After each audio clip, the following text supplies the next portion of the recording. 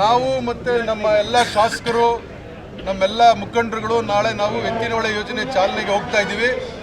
ಆದರೆ ಒಂದು ಅಸಮಾಧಾನ ಕೂಡ ಇದೆ ನಮ್ಮ ಶಾಸಕರುಗಳಿಗೆ.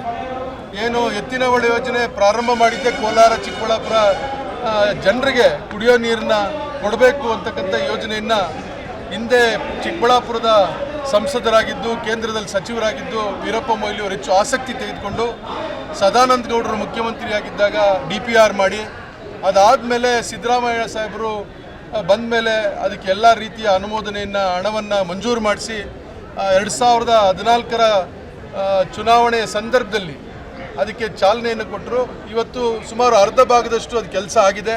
ಮೊದಲನೇ ಹಂತದಲ್ಲಿ ಕೆಲಸ ಆಗಿದೆ.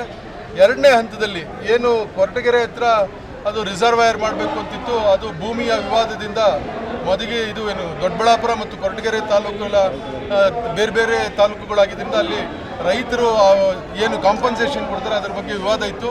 ಈಗ ಅದನ್ನು ಬದಲಾವಣೆ ಮಾಡಿ ದೊಡ್ಡಬಳ್ಳಾಪುರ ತಾಲೂಕಿನಲ್ಲೇ ಮಾಡೋದೊಂದು ತೀರ್ಮಾನ ತೆಗೆದುಕೊಂಡಿದ್ದಾರೆ. ಅಲ್ಲಿಂದ ಪೈಪ್ಲೈನ್ ಆಗ್ತಕ್ಕಂಥದ್ದಕ್ಕೆ ಕೂಡ ಈಗಾಗಲೇ ಟೆಂಡರ್ ಆಗಿದೆ.